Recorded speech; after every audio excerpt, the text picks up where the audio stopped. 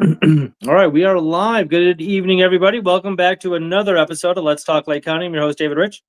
We have a very special guest on tonight, John Wasik, who, in addition to being a Lake County Forest Preserve and County Commissioner, John is an author, journalist, and speaker. He is the author of 19 books, including Lincolnomics and Lightning Strikes, Timeless Lessons in Creativity from the Life and Work of Nikola Tesla. I love Tesla, so I'm definitely reading that. His columns, blogs, and articles have appeared in the Wall Street Journal, New York Times, Reuters, PBS's Next Avenue, Forbes, and Bloomberg Knows. He writes a Substack newsletter entitled Refinement. Quite an impressive resume, sir. Thank you. You've been busy. Well, all right. Yeah, So, go ahead. No, go ahead. I'm just, in addition to doing what I do for the county as a public servant, I love to write, and I like to get published and get some ideas out there. That's great. That's great. Looks like you've accomplished that greatly. So you're part of the legislative body of the Lake County Board, correct? Yes, I'm a board member. I represent District 6, which includes Grays Lake, Round Lake, Third Lake, a bit of Lakeville Township, and northern Fremont Township. Okay, that's I'm in Grays Lake, right next to Fremont Township. So you're my guy. So that's cool. What got you interested in all this and all the running for board and so on? Well, a couple of years ago, there was an opportunity to run for the board seat here, and my wife said, you have a chance to affect some new environmental policy, which is something I think we need to do in an age of climate change.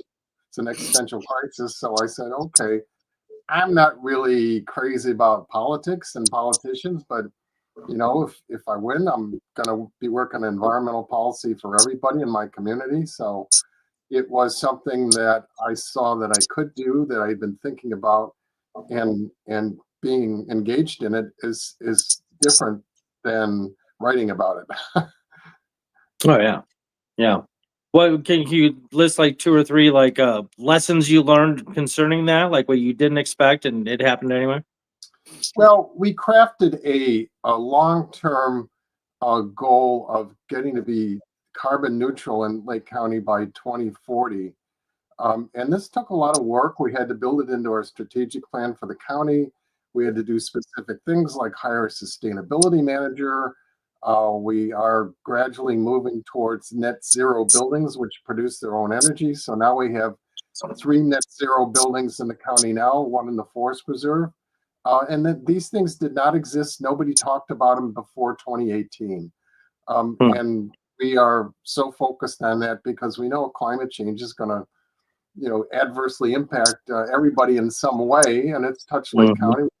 Some really god-awful flooding in 2017. And we're moving forward with the things that we can do now. That's great. So the whole board, or at least enough of the board, is on board for that mission? Yes, we are working together, focusing on very specific things. Buying more land for the forest preserve. We just passed a referendum, thanks to everybody who supported it, to expand our forest preserve system, more than 31,000 acres now and counting. Wow. We are also focusing on stormwater management. We got a huge grant from the state, 122 million. So we're spending that on specific projects. I know there's one going in the Grays Lake Manor in the next couple of years.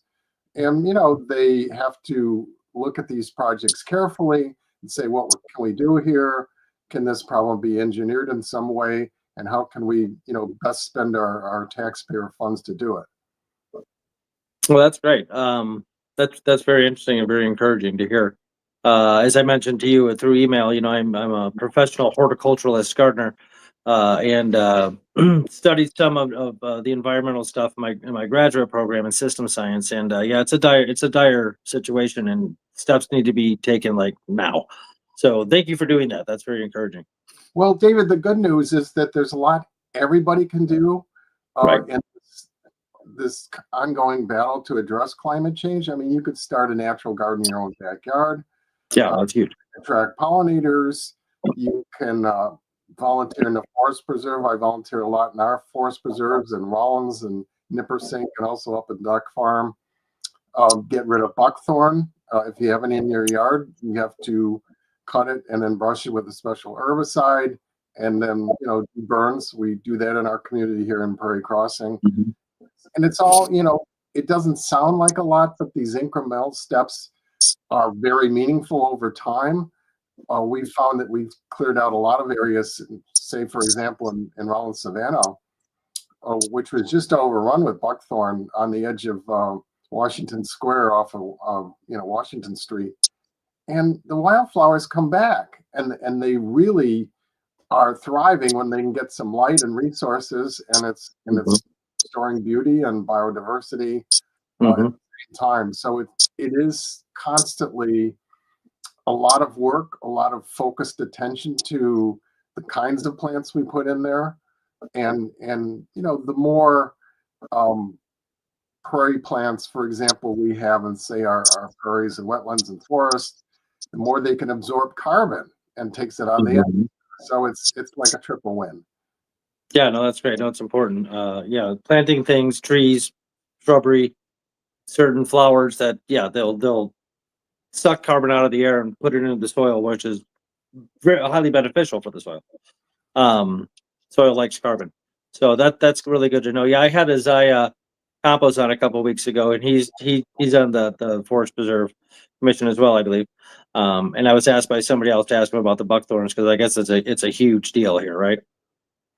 It is, and we're getting into some wonky horticultural terms, but buckthorn comprises the bulk of the biomass in Lake County, which means that there's a lot of it, and it's everywhere, and we have to take care of it, or to restore our prairies and forests and wetlands. Right. We have a project going on near Third Lake where we're restoring a wetland, and we're creating the first natural wetland nursery. So we're growing wetland plants in addition to restoring the wetland, which will filter the water going into Third Lake coming out of Mill Creek. So it's one of my projects. I tell everybody about it because they kind of look at you funny. It's like, you're restoring a wetland? It's like, yeah, they're natural filters. They take stuff out of the water. Yeah. They're for flood control, and they promote a lot of biodiversity. And if we can put the native plants back in there instead of Phragmites, you're probably familiar with, and tails and things that we see all the time, we're thinking, oh, those look really nice, but they're not. They're invasive. So right. As a volunteer and a forest preserve steward and also a commissioner, we're hyper focused on this stuff. We're getting a lot done. I just saw this today, we have more than 1,600 volunteers who help in the forest preserves. I'm one of them, and the people you meet are just incredible. And we're out there in the middle of winter, cutting buckthorn, and I was burning some of it, and it's surprisingly a very satisfying activity, because once you clear an area, you're going to see some beautiful flowers come back. Yeah, that's true. 1,600 volunteers. That's admirable. It's impressive. It's nice to know that many people care about the environment around here. To spend their free time assisting in it. That's very cool to hear. Okay, well, concerning your position as a legislator, because I was asked to ask you about this, what are some? Obviously, the environment is a huge priority for you, which is good. What other priorities do you have as far as like creating legislation for the county? Well, we're focusing on a lot of different things, but right now we are trying to really secure the money that Washington promised us for a number of projects. We have a huge project in Round Lake. We're realigning Cedar Lake Road for safety reasons, and we have a $19 million grant, which was one of the largest grants ever received by Lake County. I was on that team last year. We went to Washington. We had every congressional office in Lake County, including our 2 senators, and we're hoping that money will come through. As you know, the administration has frozen any number of funds and may cut them. So we'll be back in Washington saying, hey, you promised this. Article 1 of the Constitution says that Congress makes these decisions, and we're going to be fighting for every dollar. So that's one big thing that we're going to be doing pretty soon. We work with mayors. We work with all of our agencies to secure these funds, and they're everybody's tax dollars. It's not like it's our money. It's like dollars that you've already paid through income taxes and fees and things like that. And we're reinvesting it in the community. So that's a huge one on my calendar right now. And then we'll be going to Springfield later next month to do the same on in the state capitol. So there's a lot of little projects we're helping to aid veterans. We're trying to get veteran service officers to support our vets in our veteran services agency. We just opened a center in Round Lake that supports behavioral health for veterans and first responders. It's first of its kind in the state. It opened in December, and I was just thrilled to get federal money for that. And we're just moving on. We're trying to provide better services, focus on things that we need to concentrate on, like mental health, like environmental restoration, and we'll do it any way we can. So it's all hands on deck sort of approach.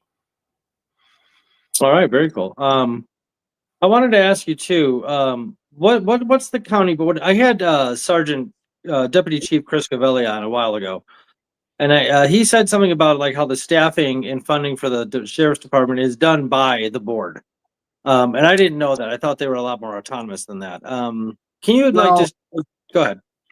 They are independent of the county board. All we do is they submit a budget, we approve it or not approve it. We approve it every year generally, and they're the agency responsible for their own staffing. We don't tell them how many officers to hire in the jail or on the street. Oh, you don't tell them that? No, we're not police officers, so that's up to them. And we'll support them any way we can. We're interested in making sure they get all the money they need. As you know, it's been a nationwide problem to hire more police officers, and also it's across the board. We're having a lot of tradespeople retire, so we're losing engineers who are retiring, and it's just a demographic issue, and we need more people to do these jobs, and we can't hire enough of them, and then we're competing with the private sector. So that's another reality that we need to face, and hopefully we're better addressing. How do you address things like that? I mean, as like a part of the county government, like how do you incentivize people to become police officers or fire people or what have you? Well, we do these things called compensation studies, which is very prevalent in the private sector, but we want to know, are we in line with other counties, other forms of government? And if not, what do we need to do? Do we need to give people raises? Do we have to provide other incentives in terms of benefits?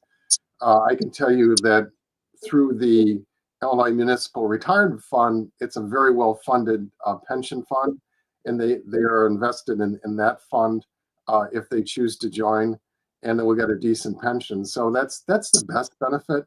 That's very, very hard to find in the private sector. And you're doing public service, and we know people can make a lot more money in the private sector, but we also know that if they want to dedicate their career to, making streets safe and doing public health, things like that, that they'll at least have a decent pension waiting for them, which is a very rare thing these days.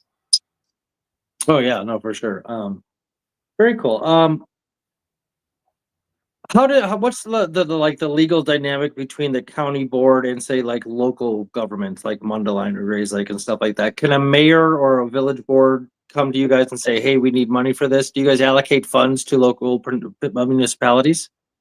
Well, we partner with a lot of different agencies, and we work with the mayors on a regular basis through the Lake County Municipal League, and we're going to have a legislative breakfast coming up soon with them, and we literally partner with them in going to Springfield and often on doing federally funded projects where the need arises.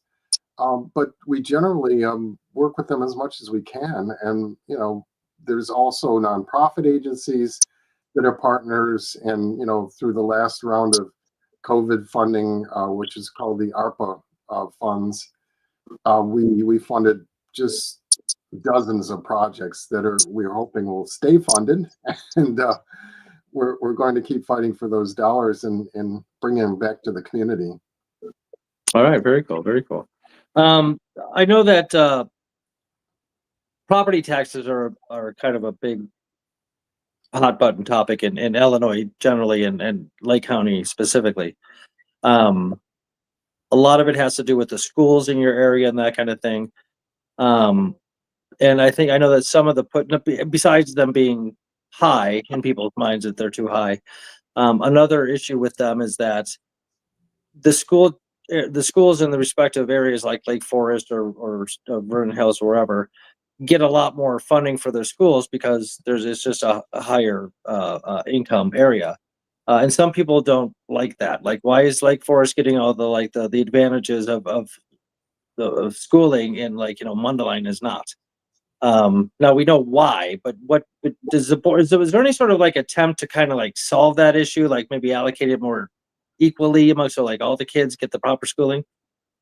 Well, there have been several approaches to this. So one thing that most people don't know is that a lot of local schools outside of the very wealthy areas have been underfunded for years.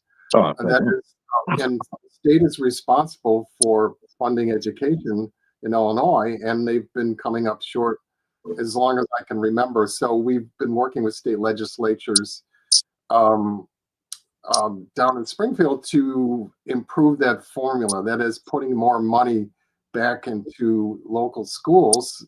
And that represents the bulk of your tax bill. More than 70% of your tax bill goes to schools. So if we give wow. more money to the schools, and I know this was true in Grays Lake, the high school district got more money in their formula and they were able to rebate some money on the tax bill. Hopefully this will continue. Springfield's always crying that they have a deficit to deal with, and they will again this year. So we're trying to keep that in front of them and say, look, you really have to keep putting money in the schools and keep that money flowing because this is your primary responsibility. And if you don't, the burden falls on local taxpayers, which is why Lake County pays higher taxes. I mean, and the formula has always been based on the local tax base. So if you have what we call a high, aggregate value, it's called equalized valuation of, local properties, then you have a bigger pool to fund your schools. Is that fair? Not necessarily, but it will take state legislation to change that formula, which I don't see happening soon. But there's also some proposals downstate to look at how to reduce taxes by increasing taxes on the very wealthy. There was a referendum question that passed in the last election that said, why don't we consider a 3% tax of people making over $1 million?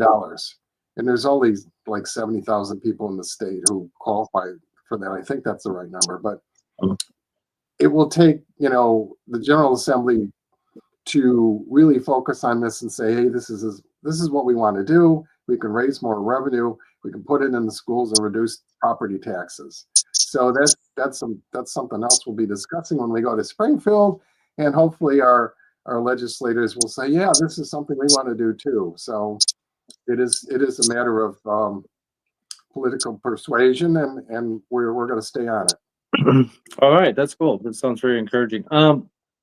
Is there a lot of decisions made? Because I know that like party lines are drawn more explicitly and vividly at the federal level and the state and federal levels. Less so in the local levels. I mean, I know if you're running for village board again, Mundelein or Grays Lake or wherever, you're not even really running under a party flag. Sometimes they do, but very infrequently. At the county level, is there political division on these topics, these issues? Do you see kind of like a categorical divide between Democrats and Republicans on things? Well, on some issues, but I would say that sure, there's political alignment, but we're not necessarily divided. I mean, most issues we're very focused on helping our communities, and there's no political divisiveness when it comes to that question.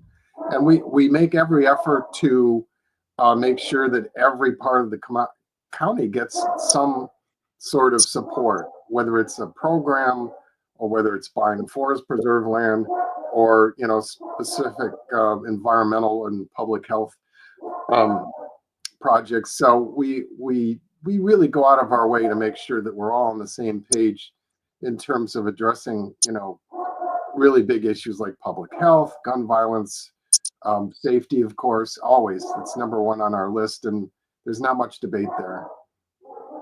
Okay, well that's good. Yeah, and I've heard that from other people as well. Like especially on village boards and stuff like that. They're all like directed towards helping their community and stuff like that. And it's easier to do when your community is smaller than say like a community of 350 million people at the federal level. Where you have so many different types of cultures and ideologies and beliefs and stuff like that. Not You're just not going to get everybody on the same page. It's just not going to happen. So so that's very cool to hear that people are working together at the county level. So I wanted to ask you about some of your books, unless you had anything else to say about the county. I mean, obviously, there's a ton more to say, but I don't want to keep you too long. But I want to ask you about some of your books, unless you wanted to address anything else concerning the county board. Yeah, I would just say that we're on the front line of helping people directly. We do provide public health services. We're trying to improve that. We do things like fix county roads. Mm-hmm. We are always, hyper focused on what needs to be done here. So we're not living in Washington. We live in communities here, and we are always thinking, well, how can we improve this or that for people's daily experience? And that's what we'll remain focused on. And I don't think there's any dissension there. It's something where we don't have arguments over things like that. Yeah. So we are. I mean, it's challenging given the national political climate, but oh god, I can imagine. we are still interested in saying, well, how can we make our citizens' lives better every day? That's very cool. Has it ever come up to the board, in front of the board, about like maybe like a countywide healthcare or like insurance stipend, or just even like countywide coverage for all of the residents, instead of like waiting for the federal government to do it nationwide, or putting the burden of healthcare costs on like local businesses to get their employees insurance and stuff like that? Is there anything like, well, we're a county government, let's give all our residents health insurance? Anything like that ever come up? Not in the time I've been on the board, but we do provide a lot of services: mental health care, maternal care, vaccination, everything that we think that there's a gap in the public-private, network of healthcare. But that idea has not come up. I'm not saying that it won't, and I don't know that anybody's going to propose it in, anytime soon. But I'll come in sometime and propose it. See what happens. Yeah, I mean, it's intriguing, and I think that sometime we will be seeing how we can expand our healthcare services. Mm-hmm. At this point, we're very much laser focused on keeping the federal and state money that we have coming in to fund some of our existing healthcare programs. So that's job number one right now: keep the money we have, keep the programs we have, and make sure that Springfield and Washington realize how important these are to everybody. Yeah, gotcha. Yeah, that is very important. Yeah, it's at the very least, it'll be interesting to see what happens coming from the federal government. What a mess. Anyway, okay, cool. Did you want to talk a little bit? I would definitely want to hear like a synopsis of the Tesla book. But did you want what is Lincolnomics? What is that? So most normal people, David, during COVID, they made sourdough bread, they drank a lot of wine, and then just kind of hung out in their houses. Yeah. I wrote a book. Nice. Nicely done. Nice use of your time. This book was a different focus on Abraham Lincoln. As you know, there's like 20,000 books written on this fella, and he was a great president and did a lot of things, and we're still finding out new things about him. He's one of those people where you're thinking, oh, I thought I knew everything about Lincoln, but then there's like they're digitizing his legal records and stuff like that, and there's much more to know. And he was a multi-layered person. So I discovered this one angle about his public life, that he was very early on focused on public works and infrastructure to such a degree that kind of guided him for the first years of his public career. And even when he was in office during the Civil War, he was still very much interested in building infrastructure like our land grant college system. He signed the Morrill Act, which created the University of Illinois and all the other big land grant colleges for the purpose of doing agricultural research, and eventually they created great engineering schools as well. So it was like there was a template for building a country that needed, roads, bridges, canals, railroads, things like that, but they also needed to feed itself.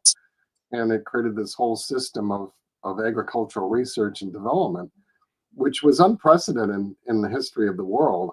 I mean, no one country had ever said, "Hey, let's research how to grow corn better, or how to grow soybeans better, or just produce more food for more people on the planet without destroying it." And they're still doing work. So, and that was, it wasn't a big surprise to me, but the depth of which he really understood it and would talk about it. Actually, most of it prior to the Civil War, he was very interested in it, and he made a lot of these things come true. And of course, there's the better known things. He signed the Transcontinental Railroad bill. He also was focused on things like understanding what we needed to do to create a better healthcare system. I mean, he was way ahead of his time. Hmm. And a lot of it started out with him in Springfield when he first ran for the General Assembly, and thinking, how do I get from here to New Orleans without, going through these awful back roads? And so he actually designed a canal that would link Springfield to the Illinois River. The Illinois River goes to the Mississippi to get to New Orleans. It'd been on a flatboat from actually the Ohio River when he lived in Indiana. Took it all the way to New Orleans, and that was quite a trip. And I think that shaped his thinking and his worldview, and made him think, there's got to be a better way of getting there, and not for the reason of just convenience and time, but he always saw infrastructure linked to advancing people's economic equality. That is, you could climb the economic ladder if you get the things you made to market easier. And this was one way he dealt with it. And he was one of the champions of the Illinois-Michigan Canal, which literally created Chicago.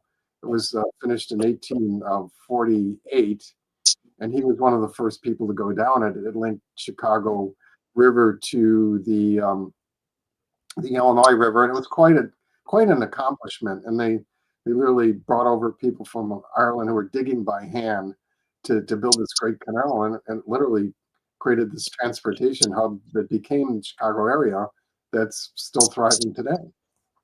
Yeah, wow, that's interesting. That's very cool. Okay. And one of my favorite historical figures, Nikola Tesla. Tell us about that book. Well, Tesla came out of another book I wrote about Sam Insel, who was the founder of Commonwealth Edison. He was sort of the Bill Gates of his time.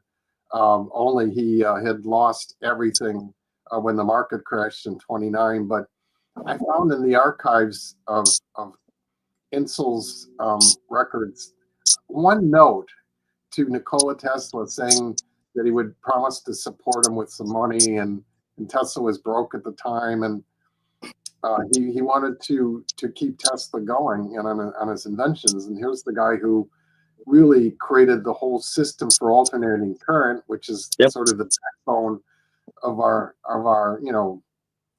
information and electrical age. And he was a genius, and he just made one really bad decision. He wanted to transmit electricity wirelessly, and I think we might still be able to do that someday. But I wanted to tell his story in the lens of, well, how did he come to his ideas?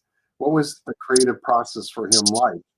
And he used every part of his brain, and he came up with these incredible ideas, and he could visualize things. He could see what it looked like, and then he could come up with the math to figure out how to do it in the real world, which is not everybody can do that, but Tesla did it, and it's one of the reasons we got lights on in our house and can run our computer. So that was really important and fun book to do too. I mean, in the book we had like QR codes where you could access a video through a website, and it was augmented reality video. So you get these little videos in a print book. And it was one of the first books to do that.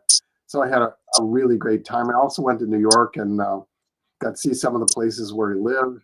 I went to the room where he stayed at the New Yorker Hotel in Manhattan. And I was kind of like really curious. So I knocked on the door. So I go knock, knock. And I didn't know if anybody was in there, or just like curious. It's like, anybody staying in this guy's room? He died in there, right? And somebody like peeks open the door, and there's like, look, they're staring at me. They think like, who is this creep? I'm thinking, excuse me, I'm writing a book on Tesla. I just wanted to know how's the room, and they just all smiled at the same time. It's like, dude, we're here for Comic-Con. Tesla's our hero. Yeah. That's awesome. That was so much fun. And if you ever go to New York, go to the New Yorker Hotel. There's literally a little mini museum in the basement of the hotel dedicated to Tesla. And it's like, not a lot of people know about it. All the Tesla people know about it, but it's kind of neat to say, here's where this guy lived for the last years of his life, and he wasn't doing terribly well, but he left us with this incredible legacy of being connected and having power come into our lives, things like that. Yeah, no, he's an amazing figure. You're right. We literally the entire civilization of the planet who uses electricity owes it to him. Because DC by itself wasn't going to cut it. And the great side story about that, Dave, and you probably know this, is that Thomas Edison, who had once hired him to fix one of his power stations, it was a DC power station, Lower Manhattan, brought him over from England where he was working for one of Edison's operations in Europe. And he said, young man, if you can fix my power station, it was called the Pearl Street Power Station, and get it running and so it doesn't blow up, I will give you $50,000, which was, this was 1880 something. And the lights are lighting up. So he went to work and he fixed it. So he comes back to Edison a couple months later and says, Mr. Edison, I fixed your power station, it runs great. And he's kind of holding out his hand, waiting for the check. And Edison just smiles and he says, Mr. Tesla, it seems you don't appreciate our American sense of humor. And of course, Tesla was, he was shattered because, Edison was his hero and he thought he had a career there. He thought he was going to sell Edison on doing alternating power. Of course, Edison signed on to DC power and got financing from JP Morgan until he merged it into, what we know as General Electric, around the turn of the century. But it kind of bolted him into a different reality of what the real world is like. And he started his own company, and he eventually worked for Westinghouse and got the whole AC system going. And first thing he wired was Niagara Falls, brought power to New York City, and then history took a different turn. Yeah, no, Einstein was not a very good person for that reason and a multitude of others. Read books on Einstein. Edison. Einstein was a wonderful person. Okay, well, very interesting. I definitely want to read that book. I've had certain durations of preoccupations with Tesla in the past. I read a biography on him a long time ago. He's a very cool character for sure. You ever seen the movie The Prestige? I did. I love it. And oh man, it's a great movie. The whole movie plays out like a giant magic trick. First of all, But to see David Bowie play Tesla, it's one of those strange thrills. You're thinking, oh my God, it's David Bowie. He's playing Tesla. Right. Of course, Tesla didn't make people disappear, but of course not. But I mean, Tesla has this sort of aura of being involved in the occult and magic and stuff like that. That's where he got his ideas. That's all probably conspiracy theory stuff. Yeah, if you want a real deep rabbit hole, just Google Tesla's various conspiracies and right. And he had a death ray and he was going to destroy all the stuff. And was there really a death ray? Did the FBI kill him? I mean, it's right. Deep. And I actually did a Freedom of Information Act with the FBI to see what the file looked like, and apparently thousands of people had asked for this. So really? there's a whole bunch of lore surrounding Tesla. He really was an alien, or He was in contact with aliens or something. Yeah.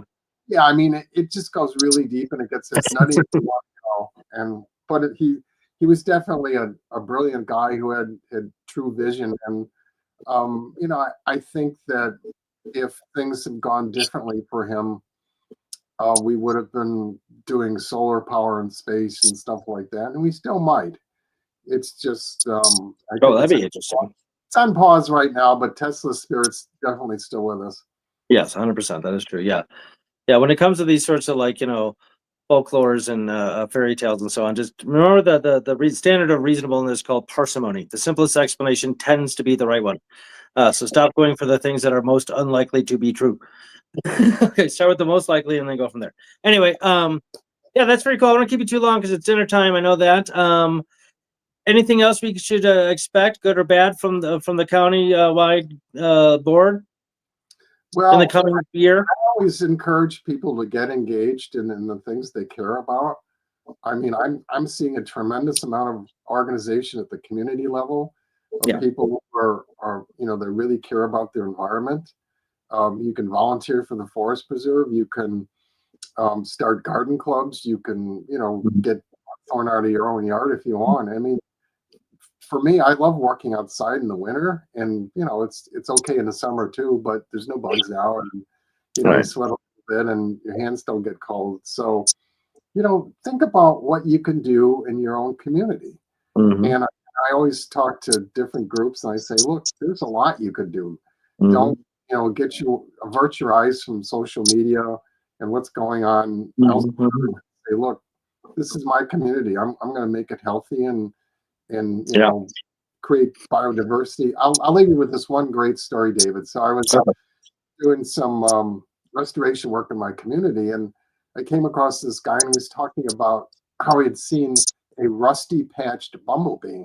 So my brain just kind of went on fire. I'm thinking, wait a minute, that's a federally endangered species, and this guy saw one around here. So I talked to him, and indeed he saw one in his neighborhood in Lakeville. I'm thinking, wow, it's there, and he had it verified by experts. And I'm thinking, we can definitely attract species that we need for our own survival, that are pollinators, things like that, in our backyard gardens or in the front yard if we want to. And it doesn't take a whole lot. It's just you just have to be focused on the kind of plants you need, and make sure that they are well taken care of. And you're a horticulturist, what's involved.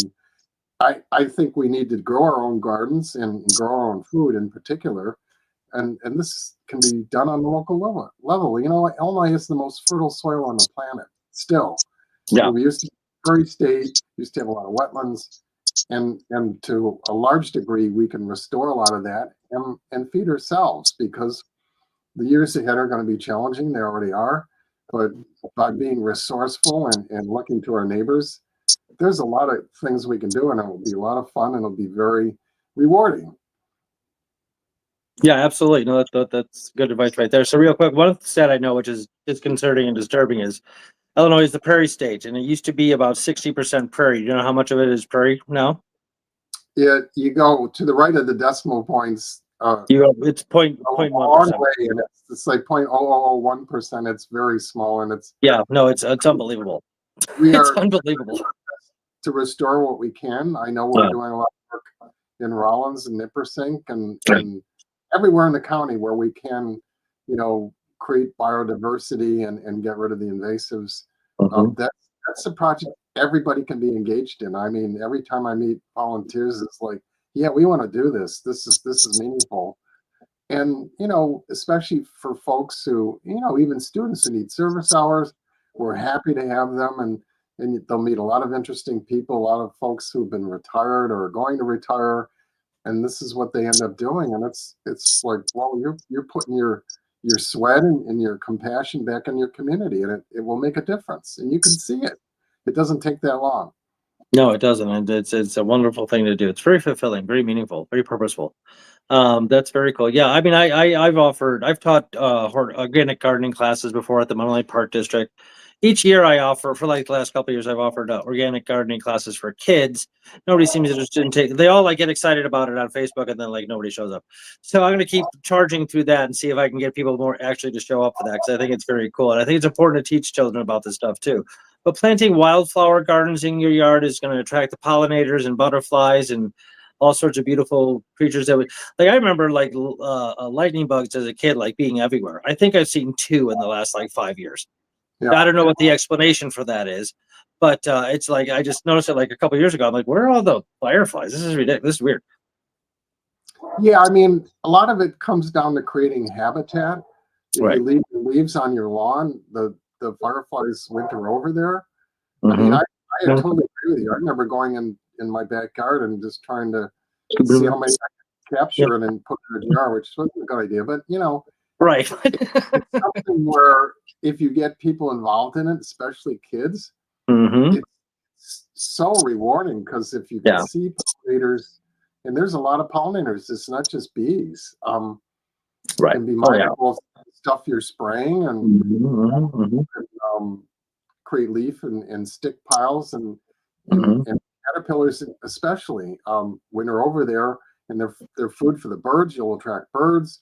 You plant Mhm. service berries, you'll attract some beautiful birds. I mean, we have one little service berry bush, and we're trying to do some more. And it's just everything that you can contribute as a steward of Mhm. your own land, or your community plots. It doesn't matter. You don't have to own it. Um, Mhm. Makes huge impact on your own ecosystem. You have surprising amount of influence in what you do and the decisions you make, and it's all very positive. I'm not usually an optimist, but when I see people doing all this and my neighbors getting involved, and people in the forest preserve, and they're all working together, it's like this is what makes us a great community, and we can do 100%. more. And it's just so rewarding, especially when I see kids out there. It's like I always ask them, it's like, do you like doing this? And I was like, after a while, they're working really hard. It's like, yeah, that was fun. I'm gonna do more of this. Yeah, no, that's great. Yeah, I'm going to try again this year to like I might like rent a plot from Underline Park District or something and just leave it for invite kids over to like grow their own plants and that kind of thing. We'll see. I'm not sure. So hopefully, and if the Lake County Board needs any help with horticulture, gardening, anything else, please let me know. I'd be more than thrilled to help you guys out. Yeah, and I don't know what kind of. But one plug, David, for the U of I extension. They're right on Route 45 next to the Farm Mhm. Bureau at Slate. Yes. They will have a garden series coming up that's you can attend online. Mhm. They'll do a great job. They'll have some gardening folks on there. We have our master gardeners. If you have Mhm. some questions, they're all volunteers. Myself, I'm studying to be a master naturalist, which I'll be soon. So I'll be doing nature walks and things like that. And I'm happy to get people out. I mean, any opportunity I can get to have people out on the trail and saying, "Hey, what's that?" or "Why are Mhm. oaks important?" and "What should we be planting?" It's like I'm thrilled to get those questions. So I'm always available. I may not have the answers, but I know plenty Mhm. of people who do. So Right. Right. just I think the thing that's really going to allow us to thrive and to be a stronger community is to keep asking questions like that, and to do things.